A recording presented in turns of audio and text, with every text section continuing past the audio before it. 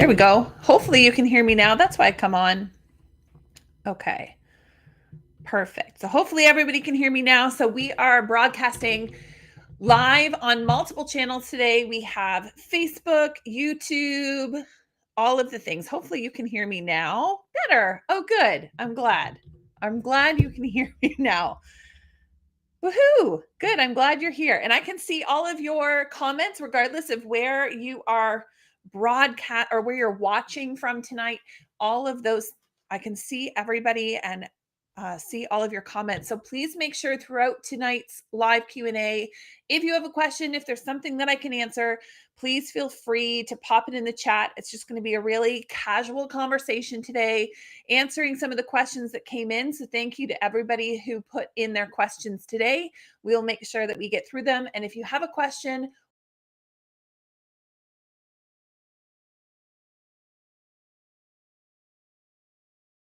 very first thing. Oh, okay. Hopefully that's going to fix. Apparently one of the streams is buffering.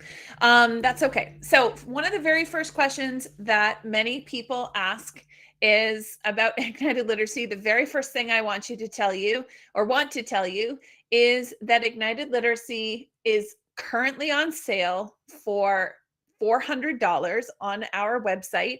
And that sale ends tomorrow at midnight. So today is Thursday, the 18th. So the sale will end tomorrow, August 19th at midnight, which is 12 p.m. Eastern Standard Time. So we will have that discount available to everyone until that time period. So if you've been thinking about it, please use this time to ask any questions you might have. If there's anything that you want me to confirm, whether it's Ignited Literacy is for you or is not for you, I will do my best to be completely honest and transparent because it's not for everybody. So one of the questions that came in was all about what's included in the bundle. So when you purchase the full year plan, so there's really two locations that you can purchase resources for Ignited Literacy. The first is through us on our store, the full package bundle, and you can buy that. That again is $400 on sale currently. Alternatively, if you're not sure, if you're one of the people if you're not sure whether it's going to work for your classroom, you're sort of like, I think I like it, but I'm not quite sure if I'm ready to put $400 down right now. Your other option is to purchase single months one at a time. So you can always purchase Ignited Literacy September, then you can purchase Ignited Literacy October, Ignited Literacy November. You can purchase those all separately. You can buy them either on Teachers Pay Teachers, or you can also purchase them from our Madly Learning store at www.madlylearning.com/store. It's the exact same package on TPT as in our Madly Learning store if you're buying it month by month. And those again are available for the 3-4 package, the 4-5 and the 5-6. So when you get the month, you just simply get the month content download and that's it. So you pay for the single month and then you get the download. Now, if you go through and say you buy September, October, November, and you're like, I'm using this program, I love it, my kids love it, then that's not a problem. What you can do is if you're ready to upgrade to the bundle, say in November, what you're able to do at that point is you are able to let us know. Just send us an email, say, I bought 3 months worth of the content, love it, I'm ready to upgrade to the bundle. And we will discount the price of the bundle and take off the amount of money you've invested so far from the total price of the bundle. So that's sort of how that works. You can sort of finish off your bundle that way if you want to start it that way. So if you're thinking, I really want to try it, maybe the investment is a lot right now with all of the things, you're not sure if it's going to work for you, then that is always your other option. However, what I will say is when you purchase it month to month, the other pieces that don't come along with the month to month purchase are access to our program library, access to our Getting Started with Ignited Literacy program, or access to the free trial of our coaching program. And it doesn't include any bonus resources that might be included either. So all of it is just the core components of the program is what you're downloading if you're buying it month to month. When you buy the bundle, you get access to the full program library and you get access to the Getting Started with Ignited Literacy course, your free 30-day trial of our coaching program so that I'll be here live on video helping answer any questions. And we're going to go over exactly what the PLC is too, because we had lots of questions about that, and the digital resources. So last year, what we ended up doing is we took every single one of our weeks of Ignited Literacy and we looked at just the student facing pages. So the pages you would photocopy and hand out to students, we converted those to a digital PowerPoint file that it's a fillable page. So you can enter text. It says enter text here, where all the students would be entering that information. Those digital pieces are also only included in the bundle and not included in the month-to-month download. So you have a few options based on where you are to still be able to access Ignited Literacy, depending on where you are and what you're looking at doing. So we do recommend the bundle because you get so much more than just the core components of the program. But we also understand that there's lots of teachers out there that are hesitant to commit right away and would like sort of to dip their toe in the pond a little bit. So there is that option for you available as well. Yes, we can. Well, we do have assessment rubrics on my list here, so we will cover that too. And Sandra, I see your question as well, so we'll definitely get to that as well. Okay. So, if that is something that you're interested in and looking about that, then you can, again, there's lots of different options. And if you're not sure how to go about that, again, I spent most of my day today answering emails. So we were in our emails, in our DMs all day today, making sure that we could get people where they needed to be. So another question that came in was talking about assessment and rubrics. We had lots of questions, which is good timing on the question about talking about assessment rubrics and the ones that are included. So we have to look at when we're looking at the assessment. Sorry, my nose is super itchy. When we're looking at assessment, so the rubrics that are there that are included in the package are assessment of skills. So a lot of us are very familiar as teachers with assessing tasks. So we assign a task and then we assess the task a student completes. With Ignited Literacy, we are asking you to flip that and flip that kind of traditional way of looking at assessment where students complete a task, we assess the task. Everybody does the exact same thing, and then we mark the exact same thing that everybody does. With Ignited Literacy and with literacy in general, what we're asking you to do throughout this program is not necessarily to be assessing tasks that students complete, but instead assessing the skills that the things that they're completing are demonstrating. So the assessment rubrics that are inside the package are there and designed to be able to assess skills. So as students demonstrate certain skills, they are able to you are able to assess them on those skills. So often these skills are going to be outcomes or look fors of the curriculum assessments. So instead of picking a task and then assigning the task curriculum expectations, we are going to be looking at the things that our students are completing and looking at which curriculum expectations that product that they've produced has demonstrated their understanding of.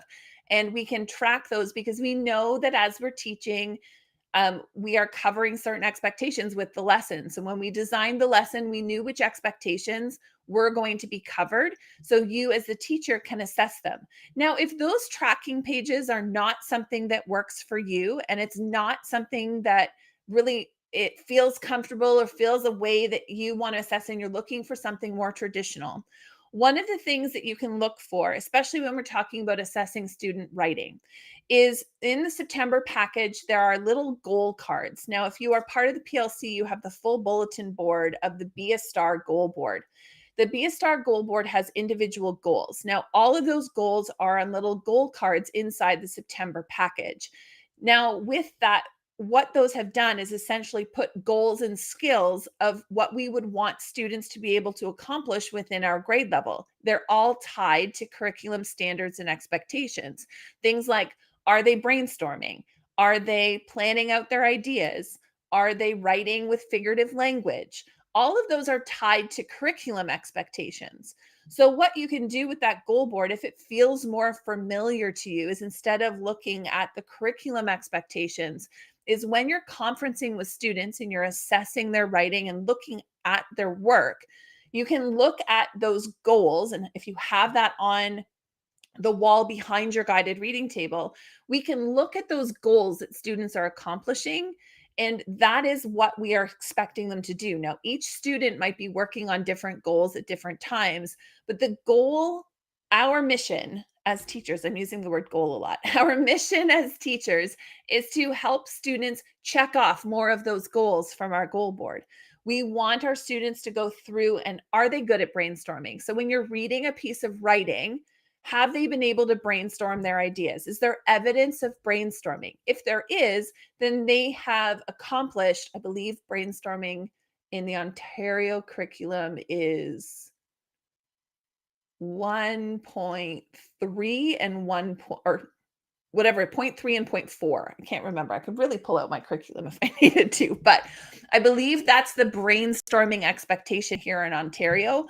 When I looked at the expectations across other provinces, they all have an element of the writing process. So if you're looking at a student's writing and they're competently brainstorming before they write and they are doing that really well, then you would make a comment under that expectation that they have mastered or they have shown great skill in getting to that expectation. So you can use those checklists within the document to check off that they have, yes, they've demonstrated whatever the writing expectation is that is brainstorming.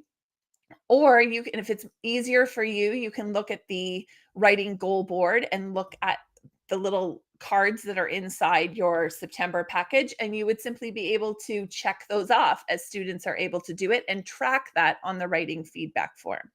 So I hope that answered your question. But really, what we're looking for is we're looking for skills demonstrated, regardless of the task that they're using to demonstrate it. It's really differentiation, is looking at we can have students creating multiple products, multiple tasks, and still assess the same expectations.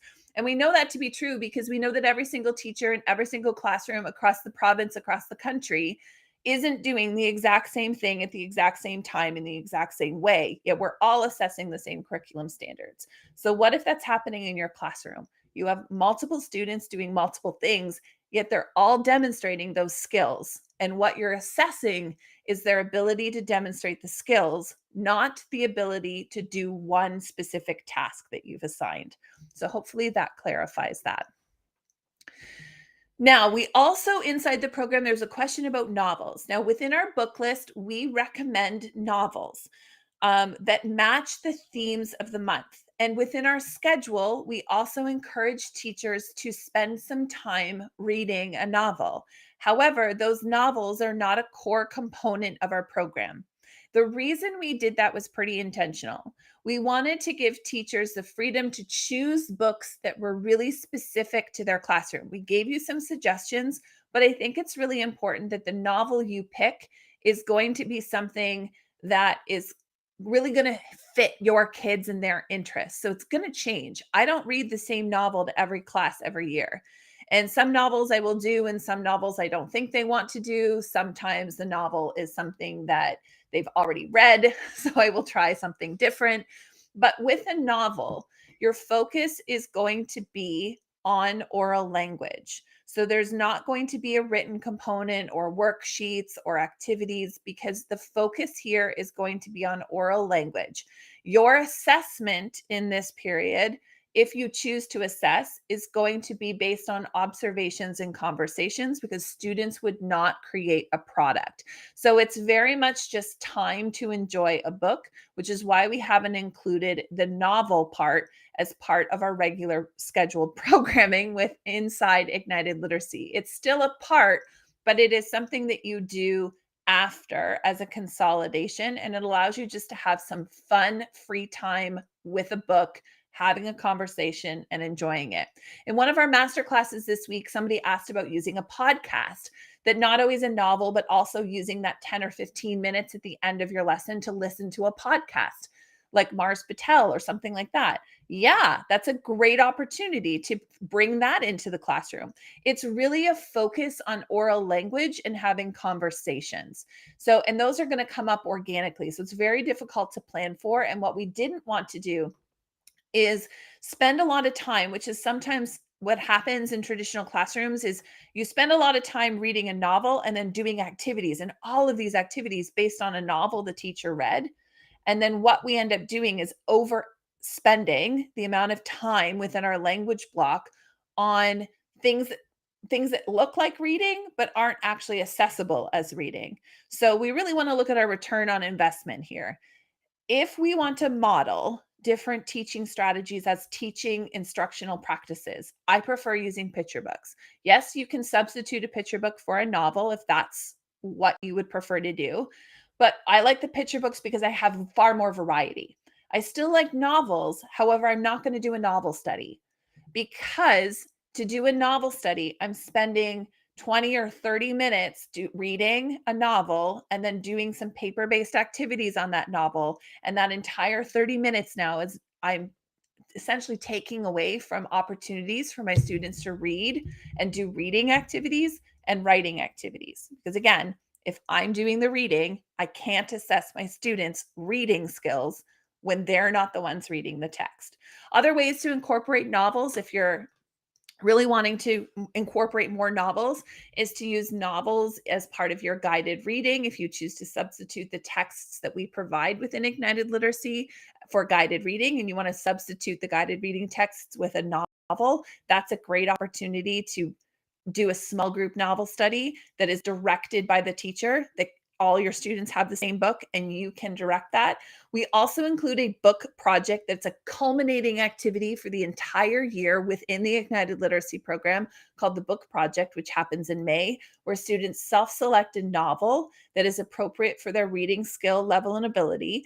And they work through and apply all of the content that they've learned throughout the entire year about comprehension strategies, analyzing texts, persuasive letter writing, media literacy. All of those components are incorporated into that book project, which is a fabulous opportunity to have lots of culminating tasks ready for your report card writing in June. So we do have novels, but they're not a core component of the program, and we like to use those as an addition or an add-on. And we really want to empower teachers to choose whatever novel best works for them. Mine also enjoyed the book project. Like I still have my students' book projects. A few of them let me keep it. I know I've shown a few people, but like one of my sixes read The Hobbit and did this amazing, like they have to do comprehension questions and they have to write me a letter. They have to go through all the comprehension questions as they're reading it. Like they really, really enjoyed it. And they always do because they know how to do all those skills because we've been building it all year. So it's a really great opportunity for them to do it, for them to use novels, but in a bit of a different way than we're traditionally used to. Other questions we've been getting are about anticipated updates to the curriculum. If you are in Alberta, you're very lucky because your curriculum draft document for 4 to 6 has already been released. And I've had a look at it. I have to say, I'm pretty impressed with where they've gone with the curriculum. And I'm hoping that here in Ontario, they start moving in the same direction. There is some great updates is in the junior space for those expectations. So if we're anticipating, I know here in Ontario, we are anticipating that there's going to be some changes or updates to the Ontario curriculum, but it's not there yet. There's been no draft document released. We don't have any word if something's coming or when it may come.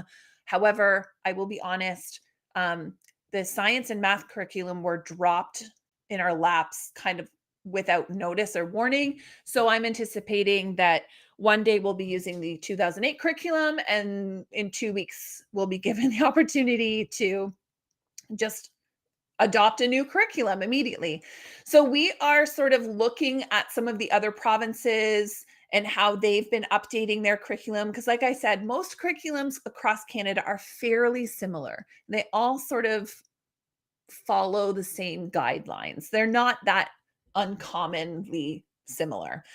So I would anticipate that if there are changes to the Ontario curriculum, that it would probably reflect the new draft document for Alberta, which is good because we can look at that draft document and start making plans and changes to make the necessary updates to reflect any changes that the curriculum may experience. So, one of the benefits of Ignited Literacy is that we always keep our content current with curriculums that are in place. So, as new curriculums come into place, and we're waiting as they come through, so we're waiting for, I mean, it's just a draft document in Alberta, and I'm not sure if other provinces, I think BC is also anticipating a new curriculum for language. I know we're pretty sure Ontario is going to have one too. So, we are waiting to those curriculum changes happen and making some plans now to help anticipate what those changes might be and to quickly and um not softly but like easily transition. What I have to say is when looking at any of the draft documents that are out, there's not a lot that we're actually going to have to change or update to what is already currently in Ignited Literacy because many of the elements of Ignited Literacy, being a progressive program, already meets many of the expectations of, say, structured literacy, which follows the SOR, Science of Reading, material. Like we already made sure that we were really in line with the research. Not that we knew necessarily when we started making Ignited Literacy that there was this thing called structured literacy, but as we looked at the research to design what it was that we were creating, we based it on that research. So there's lots of elements. One of the things I will say that we'll probably notice that there will be some larger changes in the 4 to 6 space. I think there's going to be huge changes in the K-2 space, but in the 4 to 6 space, we are anticipating some expectations regarding things like morphology, phonology, um, and vocabulary, prefixes, suffixes, which are all actually already elements of Ignited Literacy. But we probably anticipate that we're going to have to reshape when we learn what. And we're also going to be looking at probably changing a few things up, but those will be released as soon as they reflect the current curriculum. We don't want to make any changes without those changes happening in curriculum because we always want to be in alignment with current curriculum because that's what we have to assess. So we are anticipating the changes, and when they change, we change too. So we'll just update the products as needed, and you always have access to those updates. So that's the benefit of Ignited Literacy is you have those updates, and we we don't there's no extra charge. So what we most likely anticipate is releasing an additional compendium, so like a package that goes sort of on the side so you can choose to use it or not choose to use it. And we'll release that with probably within the next couple of months. And then as the curriculums change, we'll just start implementing those into each of the weeks. So right now it sort of gives teachers the idea to play around with it and get familiar with it before it actually becomes mandated. Yes, I saw the question about PayBright. PayBright is financed. So PayBright is a finance company. It is also the same company that is used by Apple, the Bay, Wayfair. If you ever see on any of those sites where it says pay in 4 payments, make 4 easy payments instead of paying the whole thing. You see it on Wayfair a lot too. It's the same company. So that is PayBright. We applied to be partners with PayBright so that we could offer that as a service to customers. So we were approved and now we can add it. So what it means is that you essentially, it's a loan. You get a loan from PayBright. PayBright pays your fee and then you pay them back. The deal with PayBright is that we absorb any of the interest costs for the 12-month period. So if you choose 12 equal payments, we take those, I think it's like 6 to 8%. We pay that comes out of for us. Martin, you use Ignited Literacy for grade 5 in Ontario. Oh, happy to hear that you were using it. You're switching to grade 3-4 split. I now teach science and social studies in English instead of in French. I like that the resources like the resources for science and social studies as well as language and Madly Learning. Yes. So we have resources for everything. It's science, social studies, language, and also it is so the 3-4, if you own the 4-5, it's only about 30 to 40% where you will notice that there are some similarities. When we noticed that there was like a really good activity in the 4-5 and we thought it would be appropriate for the 3-4, we definitely included it. It's also why we offer a 40% discount on your second grade level purchase. So if you already own the 4-5, then if you want the 3-4 package, you can get the 3-4 package at a 40% discount. So that's not a bad it's not bad. We have lots of teachers that end up going for multiple packages, gives them a lot of choice and variety, but that's definitely what we offer. The crossover is, I think with the 3-4, it's a little bit less. I think the 3-4 has probably like 20 to 30% crossover. The 5-6 is about 40% crossover to the 4-5. Okay, other questions. Does it work for grade 2 or grade 8 or grade 1? It does not. I could tell you that if you had a 2-3 split, that you could make it work. And I know we've had teachers that have done so in the past. However, I want you to know I don't recommend it. I don't recommend using Ignited Literacy, the 3-4 package for the 2-3. If you were to choose, oh, I'm going to do it anyways, which we have had some teachers do because they want it for the structure and they have it for the 3s and they're just like, I will modify. Just please be aware that because the content is of the grade 3 curriculum and the expectation is that students would be at a grade 3 level. If you have students in your 2-3 and your 2s are super advanced, okay, maybe that might work, but you'd still have to modify it a little bit to fit the 2 curriculum because it's not covered at all.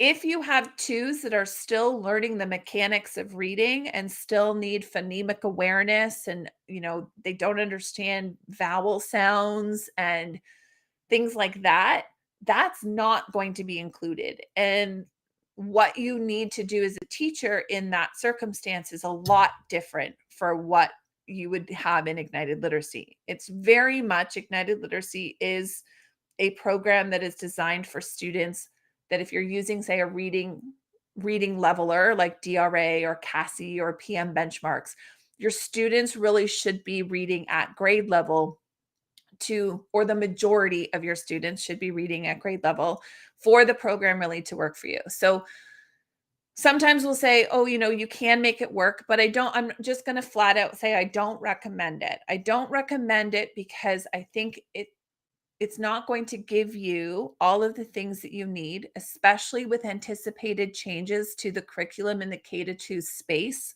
I really think the pressure is going to be on teachers of that K-2 space to really restructure a lot of how they're teaching the mechanics of reading. And I think it's going to look a lot different. It's not as big of a difference for the students who are grades 3, grade 4, grade 5, and grade 6. There's a little bit of change for grade 3. But I think that there's just going to be a lot going on for that age range that you would literally have to rewrite the grade 2 version for your students for the grade to work with the grade 3s. So to work with the grade 3-4 program. So I would just say I wouldn't recommend it. If you go ahead and do it, know that you will have to modify significantly and change and adapt the program and different elements that would fit. Now, if you're saying to yourself, well, at least I only have to do that for 1 grade and not 2, then okay, I can see your point. But it's something I can help talk to you about, what your schedule would look like and things like that. But it's not typically something we recommend. I don't want to tell you that it would work for you when I really don't think that it's the best fit for your grade 2s. So I hope that answers that question. Yeah, we don't want people to purchase Ignited Literacy if it's actually not going to be the right program for your classroom.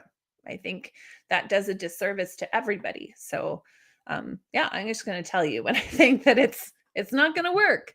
Especially for, and if you're great looking at grade 8, I think even grade 7s and 8s, they need something a little bit different. They do need more of a focus on novels, because their reading ability has gone up so high. Like, they are much more advanced. They're looking at far more details and specifics in terms of language structures and how things are used. I think it's just a different goal in grade 7 and 8 than it would be in grade 5, 6, and 4 and 3.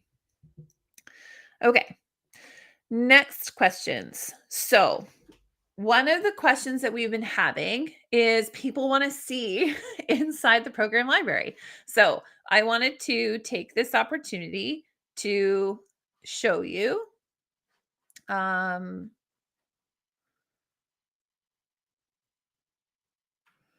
So before I will, I'm going to just say, we have Christina. You asked, if you choose to purchase month by month for a new grade, but have already purchased the entire 4-5 program, will the discount still apply? The 40% discount does only happen off of the bundle. So I believe it's about $285 is the cost of the bundle for your second grade level.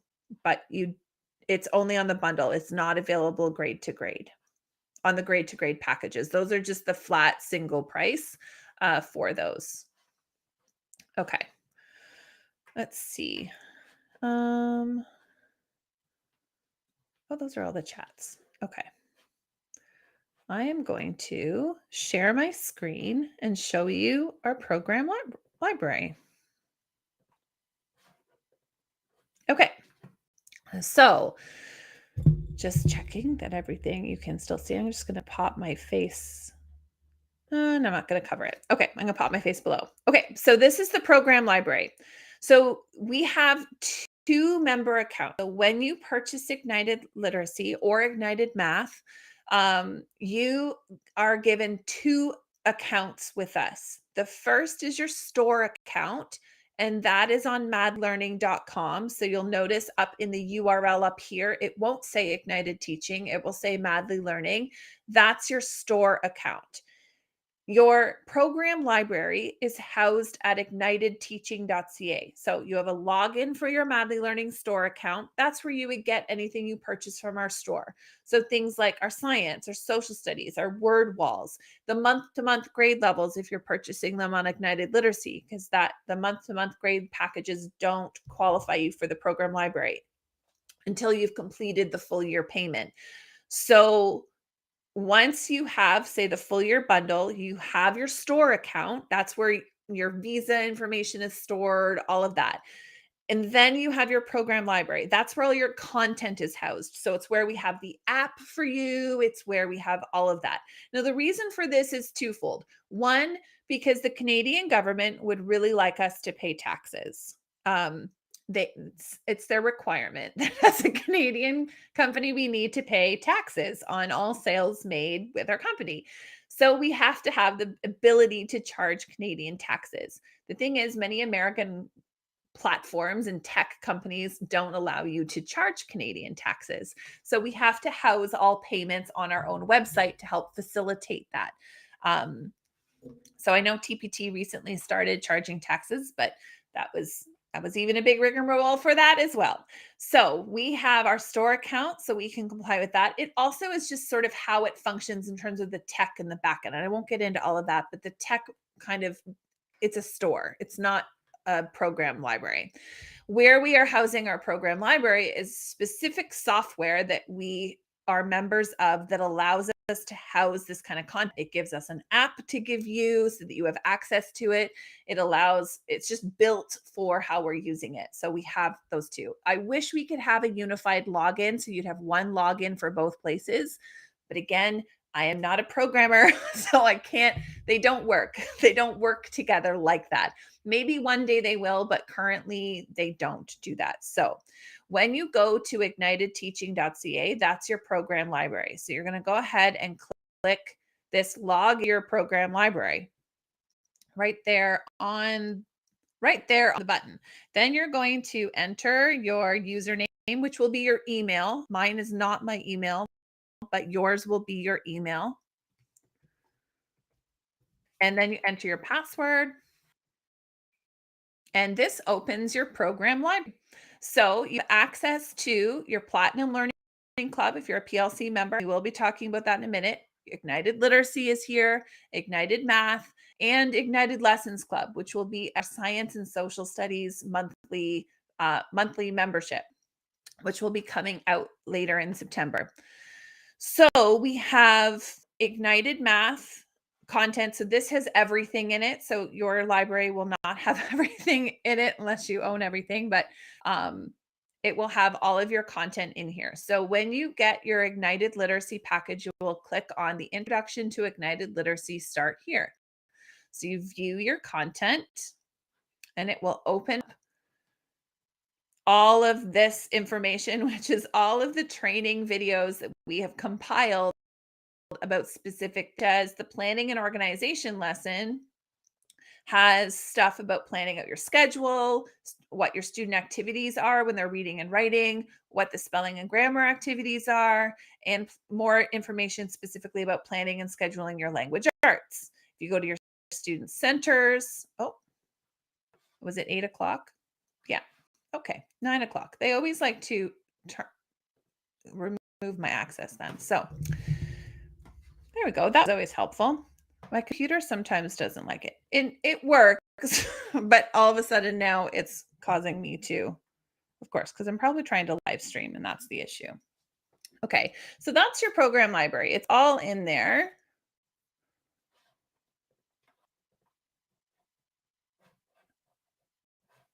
Let's see if it's gonna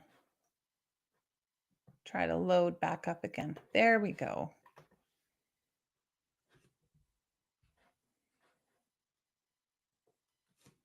Okay.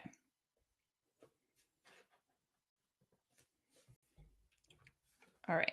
So it is in there. We'll give it a minute so it can see if it's probably just a lot of the live streaming broadcasting to 7 different places. My internet's probably going, maybe enough of that. So it'll go in there and we'll see if you can, we can show you that in a bit. So the other thing that we can come back to that, but one of the other things that people were asking was about organization in your classroom.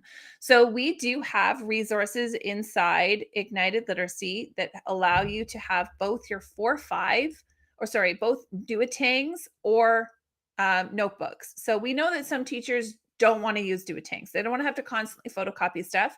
So we provided in Ignited Literacy the student activities in little strips. So you would, at the beginning of the week, you would hand out one of those pages. They would cut out the 4 strips, glue the 4 strips into their notebook, and then complete the activities that are on the strips of paper.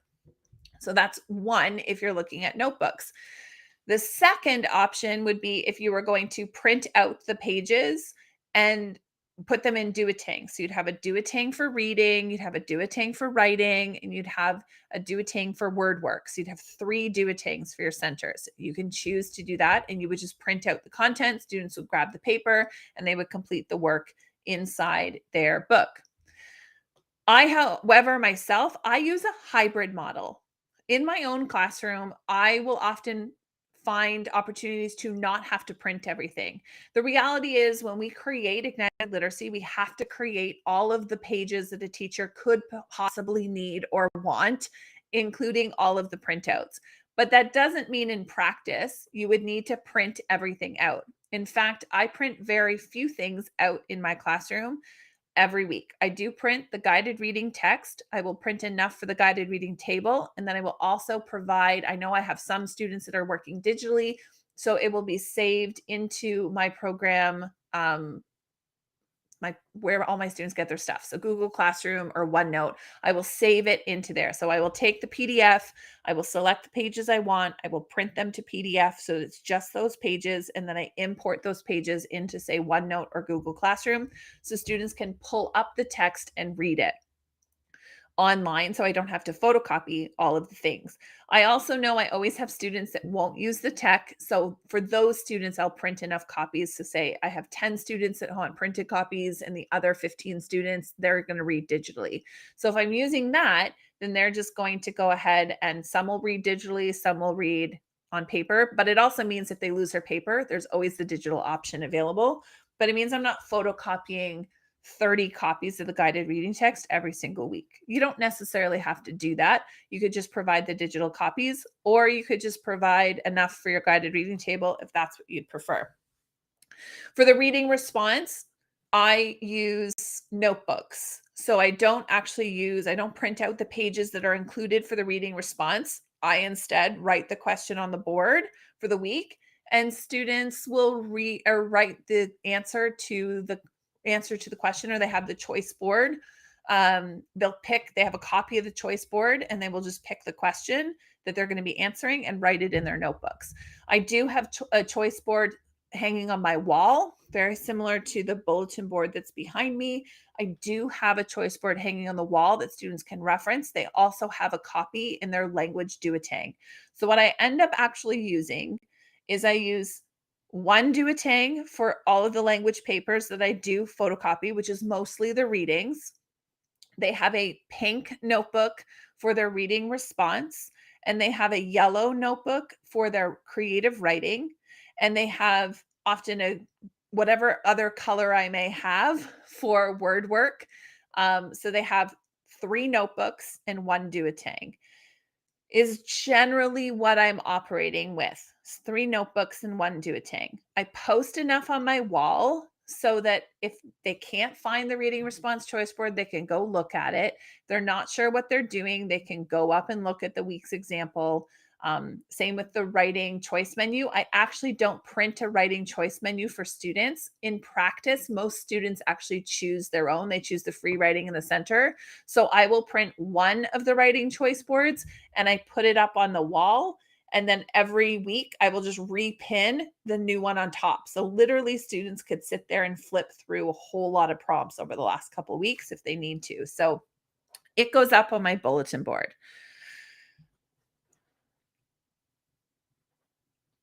Yes.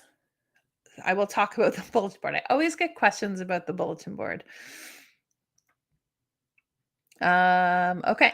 What other questions do we have in here? Just looking. Okay. Assessment. The other question is about assessment and will you have enough for report cards?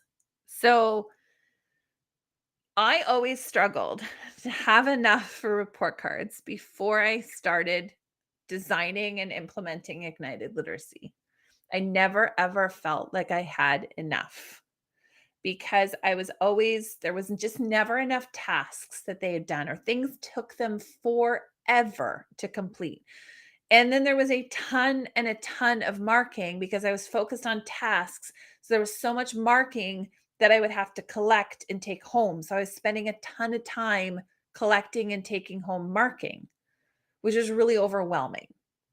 So when I planned Ignited Literacy and tried it in my classroom, because I tried it like 2 or 3 years and I like encouraged my teaching partners to like try the same thing. Like before we ever wrote anything formally down, we tried it. I tried it and then encouraged my like co-teachers to do it too.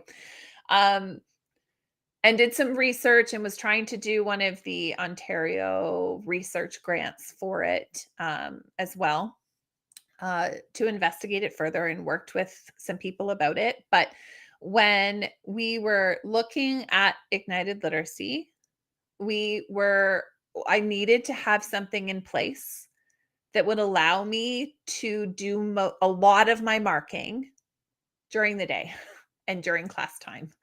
And one of the ways that I do that is through writing conferences. The amount of knowledge I gather from the writing conferences with my students about their abilities as writers is way more than I ever got when I was focused on tasks instead of skills. Because I was so focused on skills, I can tell you exactly where my students are. I know what their strengths are, what they're working on, what they hate doing, what they don't like doing, what their preferences are as a writer, what type of voice they have as a writer.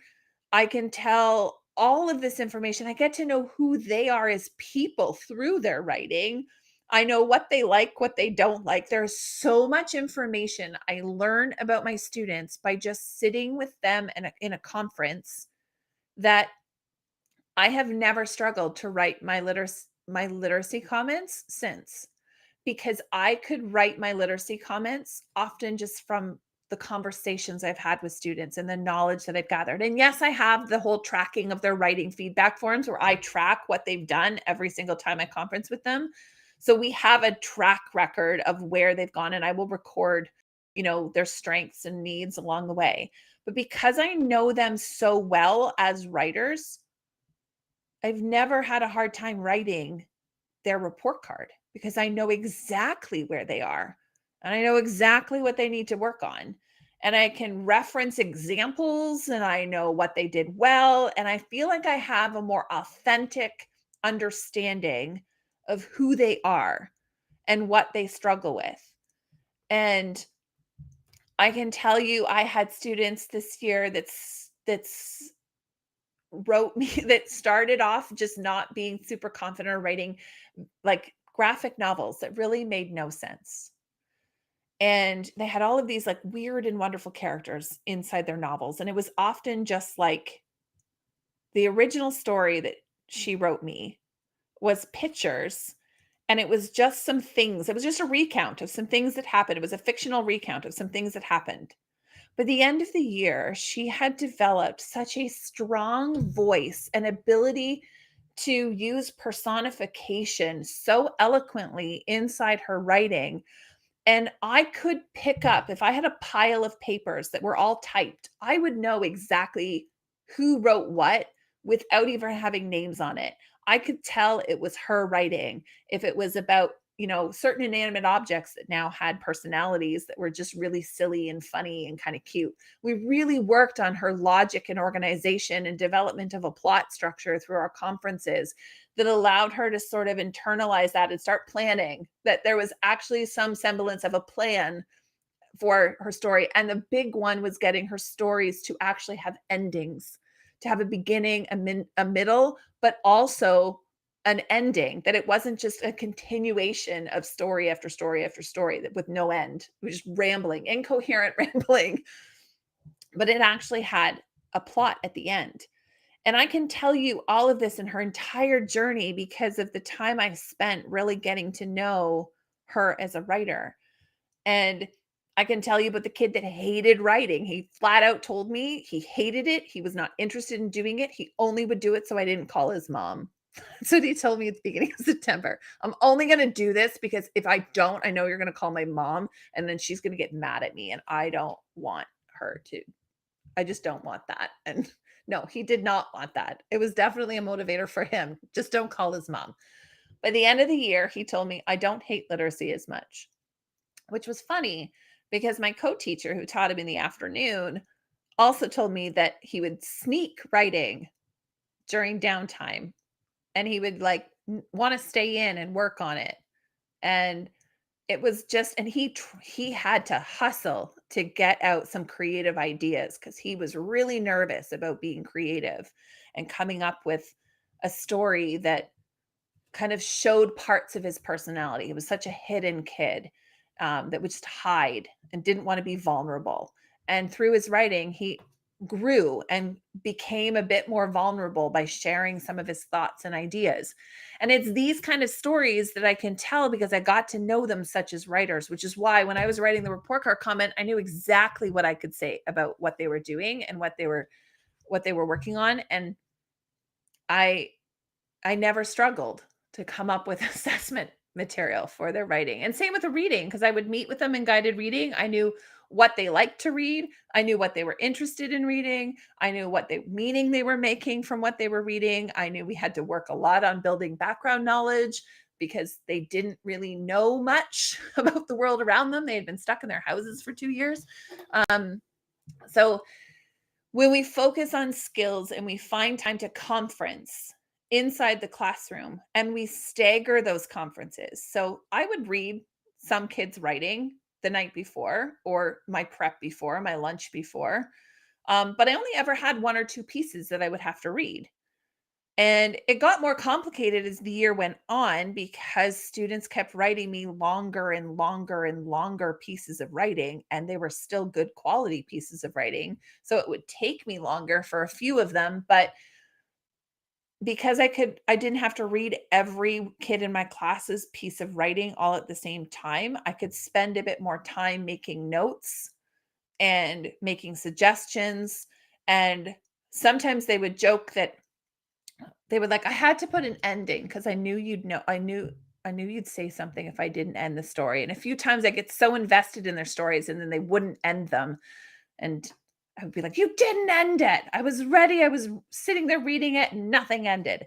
So, all that being said, the assessment material is never a problem because of the amount of knowledge that you gain from your students. Yes. Yeah, it is totally.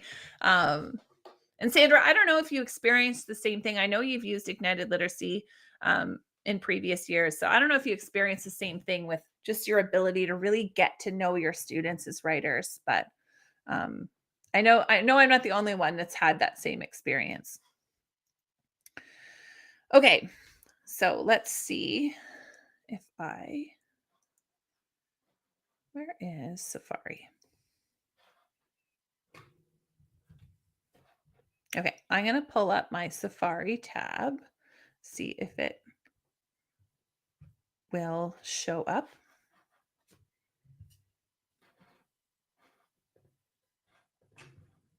Okay. I'm just going to see if I can pull up the program library again, or if my internet is going to say no bueno today. So it happens when you're live streaming. Sometimes they don't like it. There we go. Okay, let's hope that. Let me share my screen again with you, and we'll hope that the internet doesn't die on me or doesn't say not going to happen again. Okay. Okay. Here is your program library. So I want to talk to you about what the PLC is. The PLC is our Platinum Learning Club. So when we started Ignited Literacy, we had a pop-up Facebook group and it was going to be open for the month of September. That's how it started. And we realized very quickly that, and teachers were asking, please don't close the group. And we were like, okay, like we'll keep it up and open. And it was amazing. The amount of conversation, the amount of support and community and collaboration that were in there. People could ask me questions.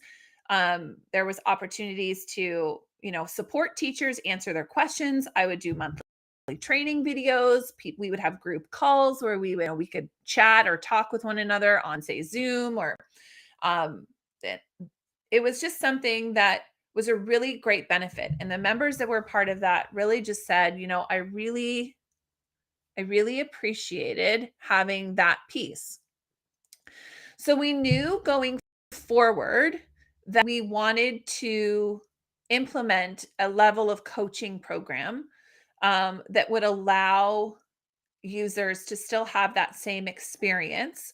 However, we wanted to be able to deliver even more value because we wanted to be able to justify the time that we were spending inside our PLC, and having, staff and team members from Madly Learning who are paid to be part of, to help run Madly Learning. We wanted to make sure that we could justify the time doing this. And we knew that we were offering a lot of value inside this.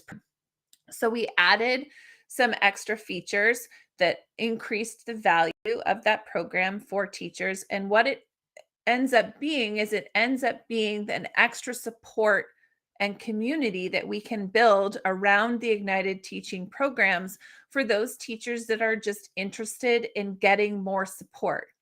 So the other day I had someone reach out and they had questions about, in their classroom, what would you use with the math centers and how would you set that up? And how do you get your students in the door and using the warm-up pages? So we were just chatting about that. And that is the coaching program. So we're going to There we go. Okay. So this is the learning library for the Ignited Teaching PLC. So what happens inside is there is a resource library which includes teacher PD every single month as well as monthly downloads of bonus materials. It also includes a Facebook group where we can chat with each other and help each other out and share what's happening in each other's classrooms. We don't feel like we're all alone doing something on an island inside our own classrooms. There's also private VIP coaching from me. So when you click on every time I click on something, I'm just very much hoping that my internet keeps going. Okay. Inside the private coaching, when you click this open chat window, it opens a private chat between me and you. And it is in this chat that you can go ahead and ask me questions that are specific to your own classroom needs, whether it's setting up your classroom management, what your classroom can be set up as. Maybe you have a TPA coming up and you want to ask about questions about that. What if you're looking at what instructional strategies, if you're struggling with something and you just need to like bounce ideas off of somebody that understands or gets it, if you want mentorship, um, that's available too. If you want help with assessment to come up with a plan of, what's happening in your classroom, when can you assess them? Or if there's just some general teaching strategies, whether it's language or math or science or social studies, all of those topics are included and you have that ability to just jump into a chat and I will answer your questions. So that's one element. It also has a calendar of events. So, we went all the way back out. Okay. I must have clicked it too much. We also have a monthly calendar. So this is where I have let everybody know exactly what the focus is for every month. So for August, it's all about back to school, rules and routines, setting your timetable, and having rules and routines planners for you and getting some things set up. In September, it's all about building independent learners and building independent learning skills. So a lot of coaching about how you can set that up, how you can focus on establishing independent learning skills inside your classroom, as well as centers and the skills that students might need to successfully run centers, because there's more than one way you can run centers successfully in your class. So we're going to be focusing a lot on that, building independence and running their centers in your classroom. October, right around parent-teacher interview time, we're going to be focusing on things like building relationships, developing a community in your classroom, which is so vital and important in a language classroom, as well as how to proactively work with parents and caregivers to keep them in the loop, keep them informed, and also how to deal with those difficult parents as they come our way. And every month we have other pieces to go throughout the month. We're looking this year at getting some guest speakers in to talk specifically about different aspects of teaching and learning in the classroom and talking about different things, things like teacher mindset, setting boundaries, finding time-saving tips. So asking, some efficiency teachers that are focused on building efficiency and programs and systems in the classroom, having them come in and join us and do a little presentation for the group regarding that. So that's what we're hoping to be able to do every single month. And then in the resource library and downloads, every month you get additional bonus materials. So if we look at August's PLC right now, we have a monthly live event that will be coming up on August 25th or August 24th, sorry, at 12 p.m. We'll be doing a live training on planning out your teacher timetable. So you'll get access to that. That's only just for members. You'll get access to, we're going to build out a teacher timetable. I'm going to show you exactly what that looks like when I build my timetable. And I'm going to share with you my Google slide that has all of the time calculations along with it so that you can make sure that all of your subjects are fitting in with the times that you have them. And we also have your monthly resource. So there is the Be a Star writing goal board that I talked about earlier. And there's also centers cards, and this is the extended package. So there's different varieties of centers cards in there. So in your regular program, There's one version, the version you see behind me on the bulletin board, and the Be a Star Writing Goal Board is something I always hang above my guided reading table so students can reference it during our writing conferences. And I've also included your writing folders. Not necessary, but I know some teachers really like having writing folders for students to move, especially if you're using like loose leaf paper, having your students move their writing as they go through the writing process along that writing folder is sometimes helpful. Again, you get links here, and you'll also have a calendar of events. So you have the live planning right here on the it should say on the 24th, not the 25th. So I'll have to change that. But you'll have all of the PLC content and things that are happening right here on the calendar, so you know what's coming up and use. So that is the PLC. So I'm happy to answer any questions someone might have about the PLC. Hold on, let me just turn that off. Hey, I'm back. Okay.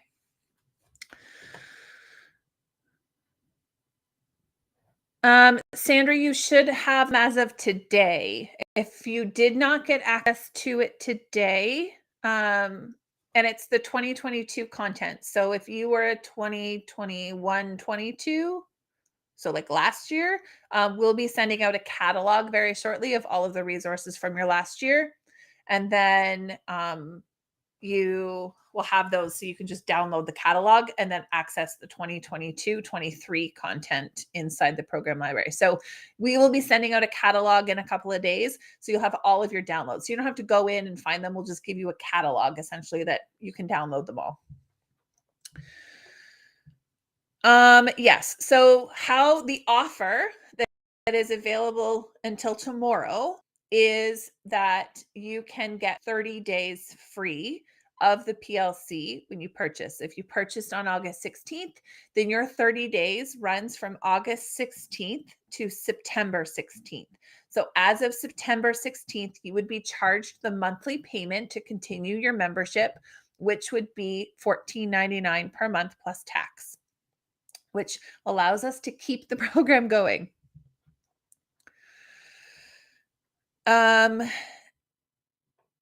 And you have it for 1 month. So the 30 days expires tomorrow at midnight when the sale ends.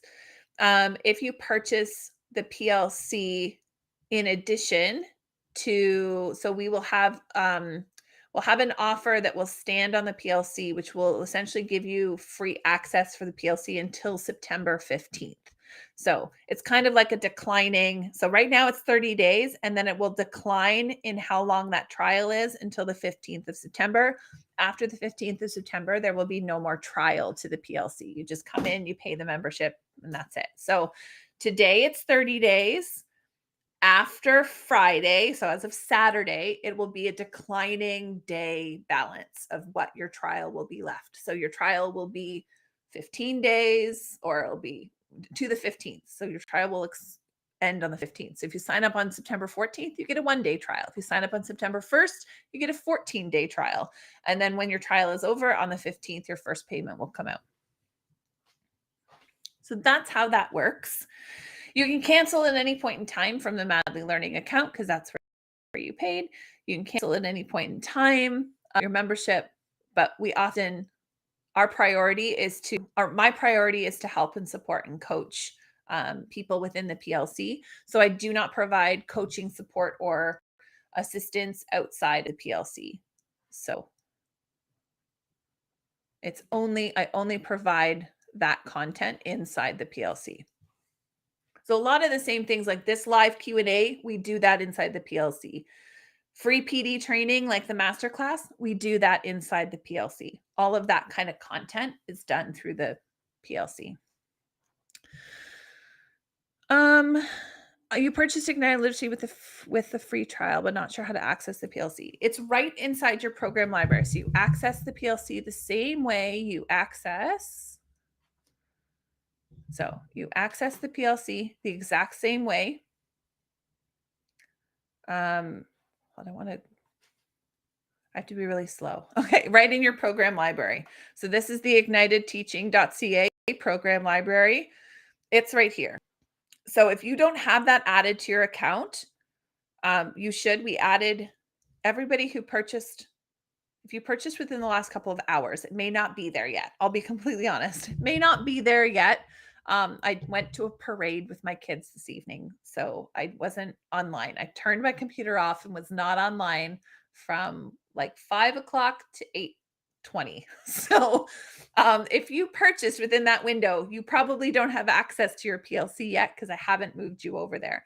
Everybody that had purchased the PLC by about noon or 2 o'clock this afternoon, you had all been ported over. So you should see the PLC content inside your program library. Tara, it's not crazy to think. Okay, I'm gonna see if I can put. I'm gonna put Tara's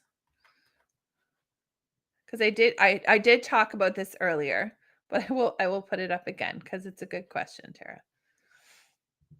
Okay, so Tara asked, you love the look of your program. There we go. You love the look of the program and you teach a grade 2-3 split. Would it be crazy to think you could use the 3-4 program with them? No, we have had other people that have done it, but I don't typically recommend it. I don't recommend it because I think there's going to be a lot of big changes coming in the K-2 space. And I think going into it, you would have to know full on that all of the content for the grade 2, you would be responsible for modifying all of it, which sort of defeats the purpose, in my opinion, of getting a program, paying that amount of money for a program that that you have to do so much work for. Because that's sort of the point. It's you're paying so that you don't have to do the work. It's your time you're getting back. However, I know some teachers justify it in ways by saying, well, at least I only have one program to program for instead of 2. And I understand that. I just don't want to say that it's going to be easier. Well, yeah, it's a walk in the park. Totally fine would work. No, I don't think it would be a walk in the park. I think you would have to simplify it significantly for your grade 2s. And I think you would have to know full well going in the amount of work you're signing up for. So if it were me, I don't know I would do it. I don't know if I would do it. I would just, I know how much work it took to build Ignited Literacy. It took multiple numbers of teachers over 2 years. So I know how much work is involved in it, but yeah, I can't make that choice for you, but I can tell you honestly, it would be a lot of work. My better suggestion is when you ask your principal if you get reorged, to get reorged into a junior class. Yeah. Stay in junior. Junior's a fun place to be. I don't know if that's actually helpful, but Cheyenne asked, do you have videos on how you do your guided groups and your writing conferences? I do. I employed my daughter to sit in my office one day because she was home anyways in the pandemic. And I went through a modeled writing conference and filmed it with her. And I also did a guided reading session with one child. It's not ideal, but it gives you sort of the framework. But she was about the right age level. I think she was in grade 3 at the time. So we went through that, and all of those are inside the Getting Started with Ignited Literacy course. So yeah, when in doubt and I need to model something, I have 2 kids now. I have one kid in grade 3 and the other in grade 6 this year. So they can be both my models. If I ever needed to model something, they're pretty good. They like being on, they like being included. So they will come and help me model that skill and strategy. And that's sort of how all of those videos came to be, is because it was PLC members that wanted to know how to do these things. And so we filmed it and helped them out.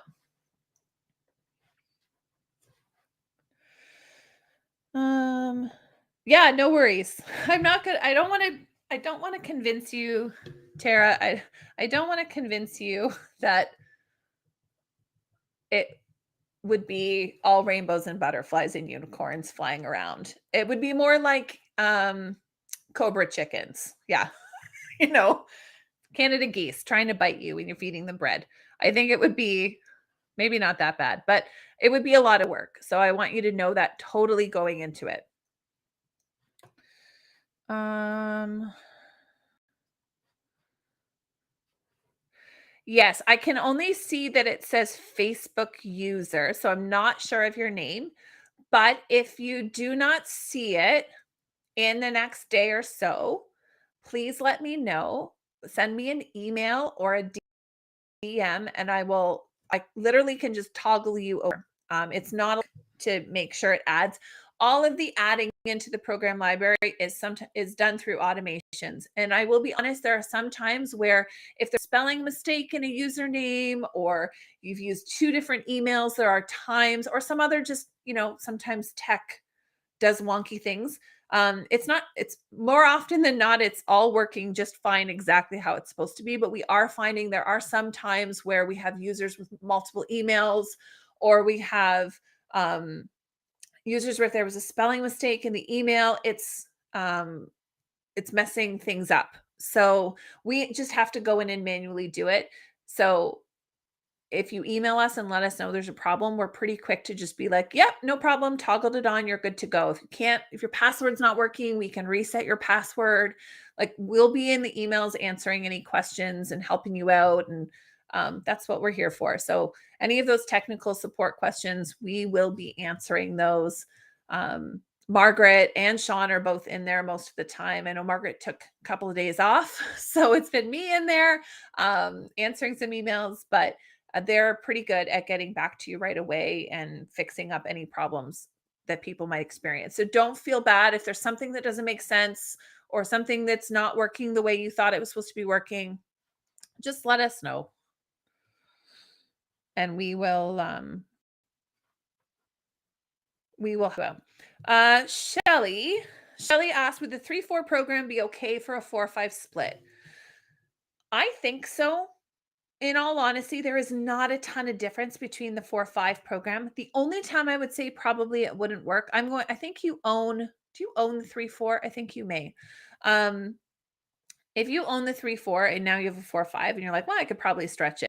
I think you can. The only time I wouldn't recommend it would be if you had a really mature group of students because there are some things in the 3-4 that we did make it look more reflective of students at that age level. So there's like more clip art in it, and there's different examples. Whereas our 5-6-1 is more mature, and our 4-5-1 really sits in the middle there between, being appropriate for 4 and 5. So there is that maturity level and content area. But in all reality, I think if I were in your position and I had a 4-5, I would use the 3-4 content if that's what I owned. That's probably what I would do if I thought, especially if I knew that there was going to be a bunch of kids that had some gaps. The only thing you will need to remember is that you will need to up level some of the content for grade 5. So grade 5s should be writing significantly more than grade 3s. Whereas grade 3s, you're really only expecting a paragraph or two. Typically, like, they're not writing a ton, but you're writing a paragraph, 2 paragraphs, maybe at the most you're getting like a 3-paragraph story. But grade 5s, they should be writing multiple pages, especially maybe not at the beginning of the year, but by the end of the year, they're writing more complex pieces of work where they're doing like a 5-paragraph report, maybe not fully an essay, but they're almost ready for essay. Stories should have well-developed plots that have beginnings, significant middles, and ends. They should have characters. They should have some figurative language. Like, there is a lot different between what a grade 3 would be expected to write and say what a grade 5 would be expected to write. As well as the readings, they're differentiated. So your readings, they would top out at a 4.9, which would be fine for your grade 5s. That wouldn't be an issue. So I think that would be totally fine. But your students the best. If you're really still not sure, feel free to send me a DM and we can chat about it. We can just sort of kind of go back and forth. You can tell me a little bit about the makeup of your class in terms of like ability level and needs and maturity level, and sort of we can have that discussion about your needs specifically, and sort of what they need. So I'm happy to do that too.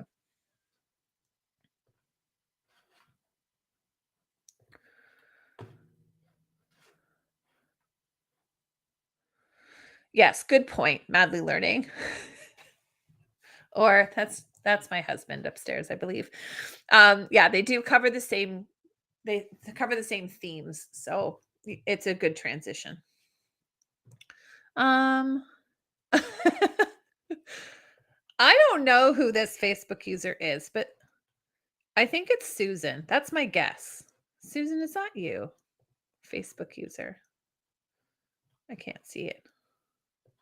If it's somebody else,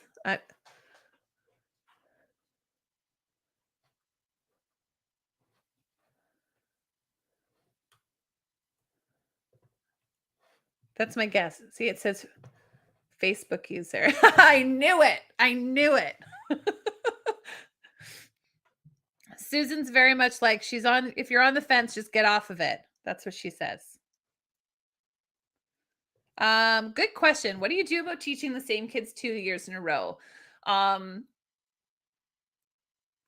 sometimes I'll just use the same content and use a different picture book. So I'll just pick what I would sometimes do is pick the picture book from one of the other grade levels, because you can access the book list, and you would pick the picture book from another grade level, and then you could just simply read the other book and do a lot of the same activities, because I will tell you they probably will not remember them. Some of the more rememberable ones, like if you did the Nutty Nouns game, they're probably going to remember that, but they're probably going to be okay with that because it's a pretty fun game. If you're doing the Comma Drama Llama, which happens up in the grade 6 level, which my kids love the fact that we just kept building farm animals to learn about grammar. But the Comma Drama Llama, that was, they remembered that, but they loved it so much. Like they were taking pictures of the Comma Drama Llama. And so they would do that again. Like if I taught the same kids again this year, although they're in grade 7, um, they would remember those, and they'd be totally fine with doing the same thing again. But your other alternative is, if you just want, like, you don't want to have to necessarily find another picture book or do any of that, your second option would be to get another grade level package at a 40% discount, so that you would have 2 grade level packages that essentially what would allow you to do is pick and choose between the 2, which is technically what I end up doing. So when I'm planning my own lessons for my own classroom, I will pick, sometimes I'll pick from the 5-6, sometimes I'll pick from the 4-5. It really depends on which one I'm feeling for the day, because they're the same themes and a lot of the same activities. I'll sometimes just pick and choose between the 4-5 and the 5-6 program, depending on what we happen to be doing and what I prefer to use, because I've used them both. So I pick and choose which one I prefer to use. So you have both of those options. You can mix it up. You can use content in both grades, or you can simply use the same content and then pick a different picture book and use some of, sort of fill it in the second time around.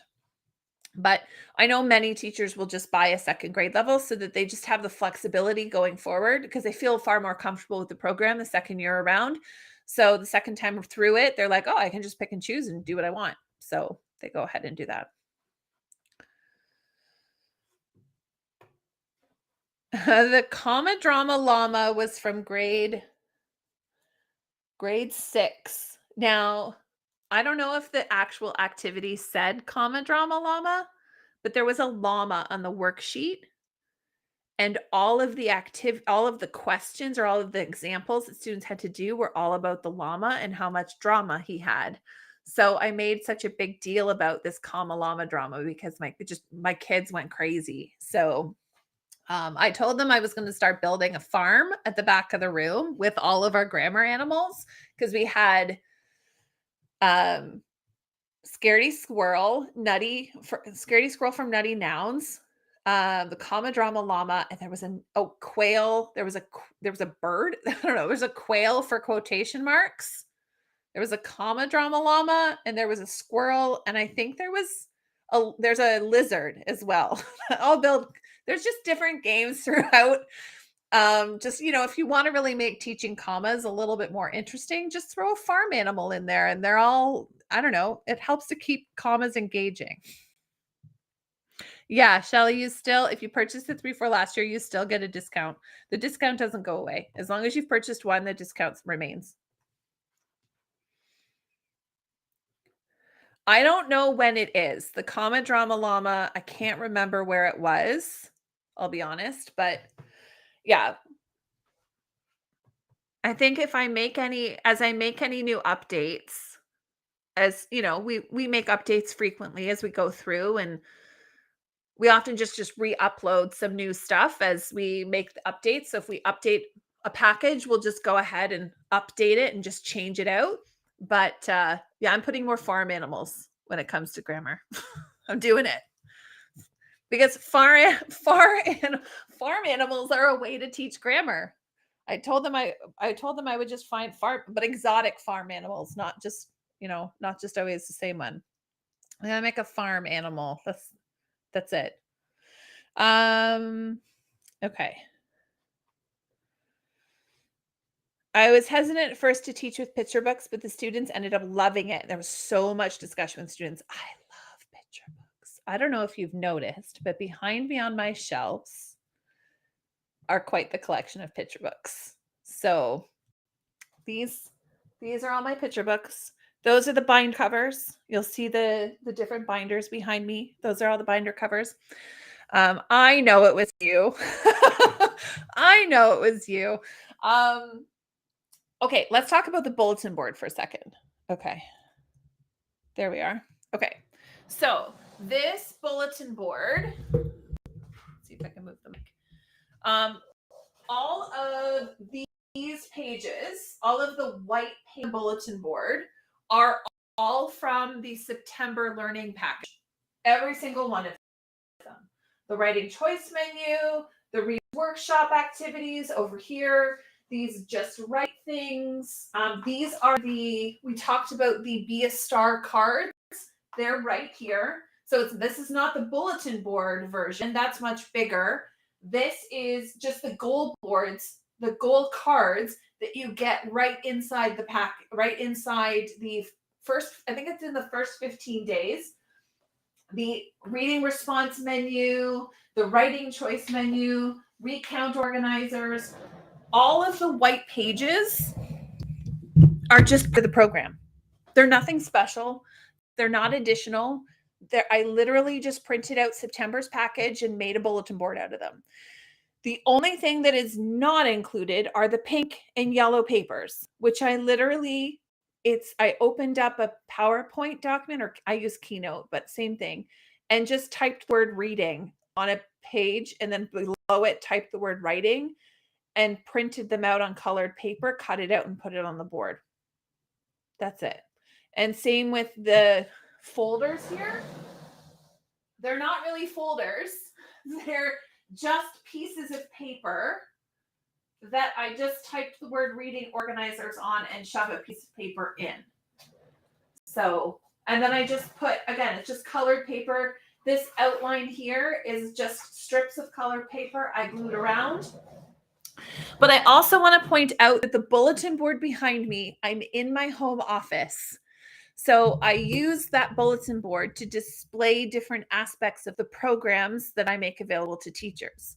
Inside my own classroom, it doesn't look like this. Primarily because at the beginning of the year, there is nothing on my walls other than borders. That's it. I just put borders and paint the boards. Nothing goes on my wall, with the exception of I will put an agenda board up and I put a welcome sign. That's it. Otherwise, it's completely blank. And I build out a version of this where I have, sometimes if I have a really big board space. I've been very fortunate in my career to have lots of board space. My old school, I had a whole wall that spanned one side of my classroom. I have the same thing again. Half of that board is for language. So half of the wall is language. So I have one panel for reading, one panel for writing, and I put my Be a Star goal board, the large one. I put different writing organizers. I put the different packages for the center's activities. Inside the Getting Started with Ignited Literacy, I believe there is an actual video walkthrough of my classroom. So that is there. And every year I show people what my classroom actually looks like. I don't do a lot of stuff inside my classroom because that's my day job. And this is my other job. So I try to keep them a bit separate. But I do want to acknowledge that what you see behind me is created in my office. It's a 3x5 tri-fold board that fits inside the bulletin borders. So the borders are on the bulletin board, and then the black 3x5 tri-fold board sits outside of it. And I do reading and writing separately. So reading and writing, you'll notice, is half. So if you split the board in half, this is reading, this is writing, and then I have my centers cards here. And it's just what made it fit. But I would encourage you to not put anything on your boards at the beginning of the year, to not put anything up, and to build out what it looks like for you in your space specifically by just putting up the content that you're working on with students. So when you go through the anchor chart of what it means to do Reader's Workshop, put it up. If you do the anchor chart for what writing center looks like, what your writing centers looks like, put it up. It doesn't have to look pretty. It doesn't have to be neat. If you work with me in my classroom, if you are a teaching partner, you will know that I will want it level and centered, and I will probably end up measuring my boards and creating a 2-scale model of what it looks like because I'm a bit obsessed. But I don't actually recommend that for other human beings unless you're my teaching partner. And then I do make you measure the board before you put it up because, well, he tried to put up stuff that didn't fit, but that's another message for another day. I think we have...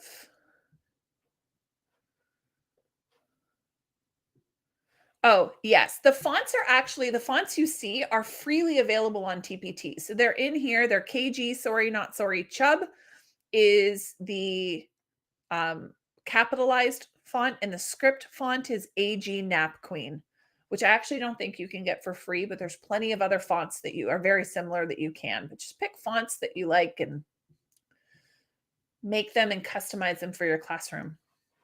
In the small group readings, it was somewhat awkward leading in and listening to students read aloud. The students ended up just listening in as well as reading along. What do you recommend for this? How do you get them reading separately? I do them whisper reading. I just make them, as I lean in, I make their volume go up. So they're reading, they're whispering to themselves. And then as I lean towards them, or sometimes I don't lean because we're all wearing masks or there's like a plexiglass thing in front of me, I would use my hand and I would put my hand in front of their reading spot. And that was a signal for them to increase their volume so I didn't have to get so close. And they would just read louder. And then when they had read a paragraph or two, I moved my hand and that signaled that their volume went back down to a whisper, and I moved on to somebody else. And it was never really an issue. The goal was most of them had already read the story because I gave it to them on a Monday. So regardless of when I met with them, they had already read the story because I handed it out on Monday. And then they were just reading so I could hear them read. So it was okay.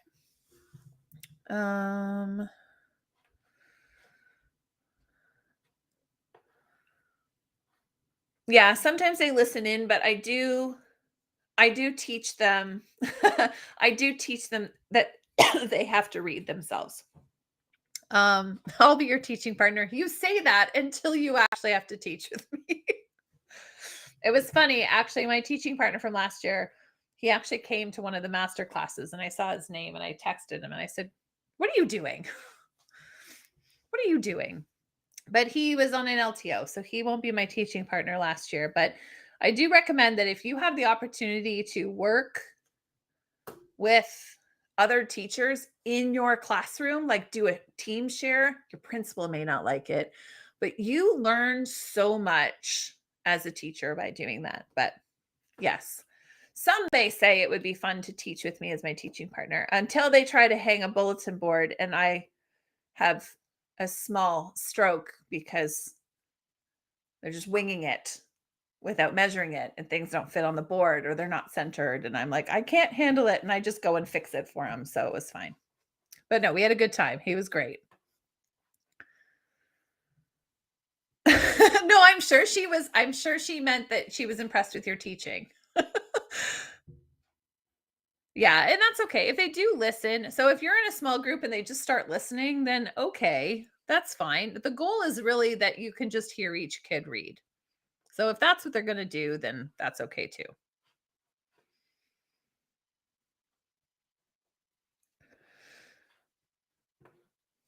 The funny thing is that this is not the first time I've heard this. I was at a park with my kids and someone came up to me and said, "Are you Patty from Madly Learning?" And I went, yep, that's me." And she said, "I use Ignited Literacy and my teaching partner and I, we have Ignited Literacy and we use it cuz she taught days 1, 3 and 4 and her teaching partner taught other days. So what they loved about it was that one person could do the Monday's lesson and then the next person knew what Tuesday was going to look like. So it helped them like coordinate between the two of them who was doing what so that they were really on the same page. And I thought I had never thought of it in an application such as that, but I was like, that's fantastic. Tell me more. But yeah, no, that was really cool. Turns out she's like lives down the street. So that was kind of neat.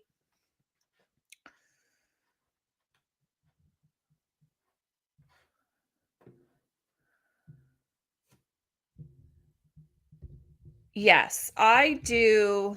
I do really like the spelling. Um, we do have students selecting their own words through, like, you can model how to do that and finding words, and it takes a little bit of getting used to, but it really helps when you sort of model what that looks like at the beginning of the year with self-selecting words that they're misspelling, which you can highlight and pinpoint in their writing when you're conferencing with them. You can also give them some suggestion words, but it's also really cool to use some content words from other subjects and some vocabulary words or words that follow spelling patterns that you might be teaching that week. So if you're teaching about ing endings, you might say, okay, 3 of your words have to have ing at the end so that they can practice that spelling. When you're learning about roots and bases, you can say, okay, 3 of your words need to have this root word, or 3 of your words need this suffix, or 3 of your words might need this. You can sort of give them parameters for them to like look and find those words in their vocabulary. So it's really kind of cool how they can do that and how they can continue to practice them. So I do really like, I do really like that part. You have a very small class of 8 students.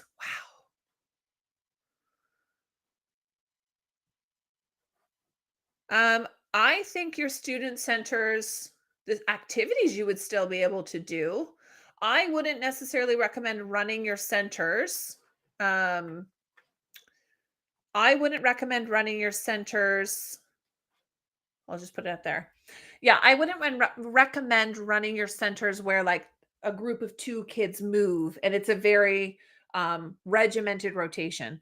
I think with 8 students, you could really have them like choose your own adventure because you're not going to have to worry about management because you literally have 8 kids. So I think that your best bet is to sort of put up a schedule and event start by model for them how to schedule out what their week's worth of centers look like. So essentially build them a schedule where it has the 2, like a box of 10, like a 10 frame box, and have them pick when they're going to do what activity. So, which 2 days are you going to do reading response? Which 5 boxes are you going to work on writing? Which days are you going to work on word work? And I would actually get them to like map out what their individualized schedule looks like and then work with them to build what that actually means for them. And with 8 kids, they'll have like a tremendous way to do it. And that's still centers. You're doing the activities, you're just doing them in a different non-traditional way. And which actually reflects what I do with my 25 kids. I let them sort of pick their own rotation. I know most teachers probably aren't comfortable with that. So I often, there's different ways you can do centers, but I have kids with that ability, and you're not necessarily worried too much about like necessarily controlling it all, and you don't really have to manage it. I would say either you come up as a class, you build what that schedule looks like, and all 8 students do the same thing at the same time, or you allow your students to build their own schedule and let them work at their own pace. I think that would be a really interesting thing to do with 8 kids. Like, just imagine what you can do with 8 kids at a time. So I think you lean into it. I think the activities would be fine, but I say you lean into it and you let the students sort of like take the lead on that scheduling of what they do when. I think that would be a really cool thing to do. And how do you move students from using the scaffolding for their reading response and begin writing the response on their own without so much direction on the sheet?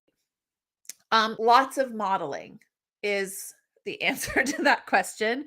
Um, for some of my neediest kids, especially some of my kids that have, say, executive functioning difficulties or they have a reading disability, I often don't transition them from the structure, but we will start with the organizer, and then I model with colored markers how to actually structure, how to take the elements of that organizer and put it into a response. So I will model what that looks like for students. And often it can even be, it's a really good opportunity to cover that as well in guided reading, because it's talking about how you structure your response. You can model it and do it in shared reading, as well as doing it in as a comprehension activity after your read aloud. Is how would you answer that question?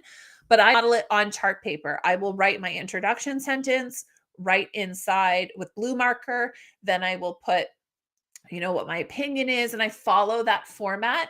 And I also have an anchor chart that sits up on my wall that helps students structure it, and then we look for it. So sometimes I'll even say, okay, when we're looking at your response, say in guided reading, everyone bring me your response. Okay, take this highlighter and everyone highlight where your introduction sentence is.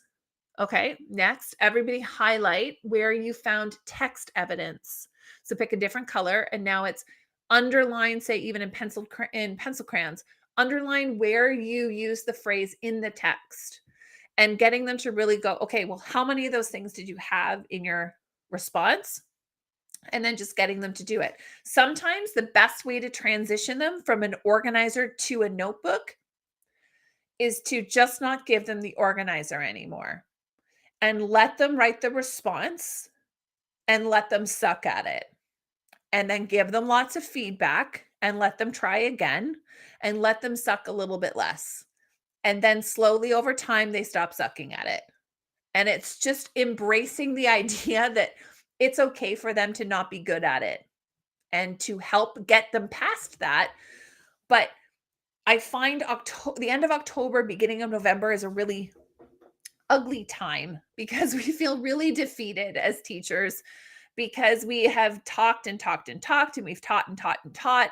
And traditionally, we would have had, that would have been the end of a unit, for maybe our first unit, but it's not the end of our unit in Ignited Literacy. And we have lots of students giving us sucky answers because they're in that phase of learning, and recognizing that when we stretch out the learning objective and we give them more time, and we give them more time to suck at things before they get better at them, that it feels really discouraging at first.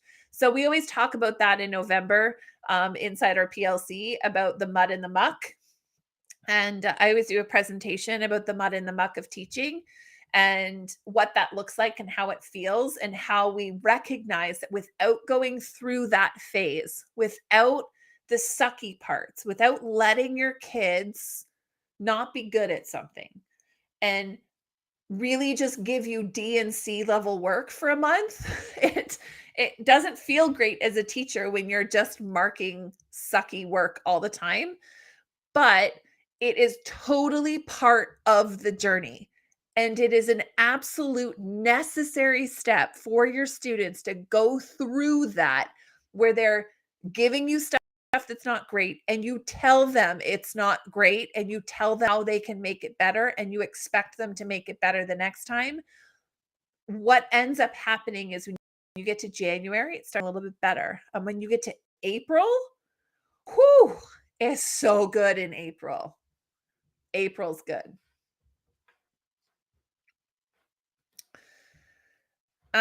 Yeah. Depending on which response you use, Oreo or race, either one works. It really depends a lot on who you are as a teacher, what your preference is, and also what your students are really going to respond to. Some kids respond really well to Oreo. Some kids really respond well to the race acronym for reading responses. Um,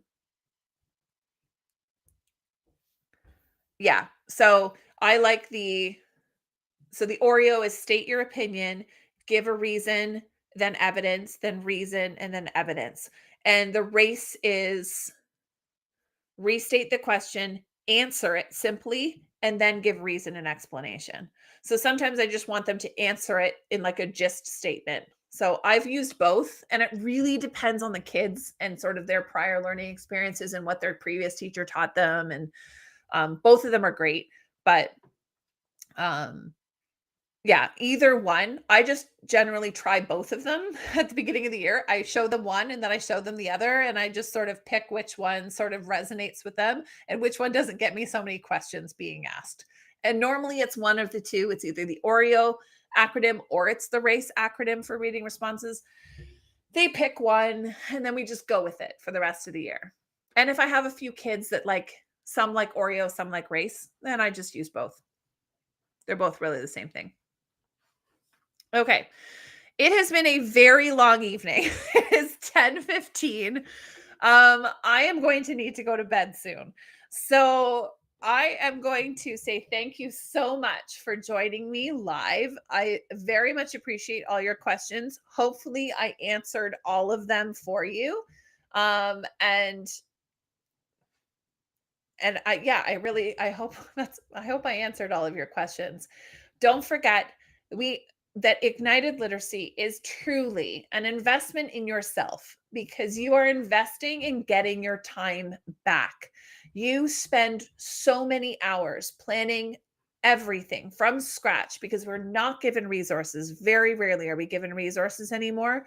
So instead of spending all of your free time with your evenings planning and prepping, ignited literacy gives you back your time so that you get to focus on what's the most important, which is your time at home being yours and that of your family and friends, and your time at school being able to actually focus on the needs of your students. And that by far is the most rewarding part of teaching because we can actually spend the time enjoying teaching our students because we're not hustling to find the next thing that we need for the next 15 minutes over and over and over again.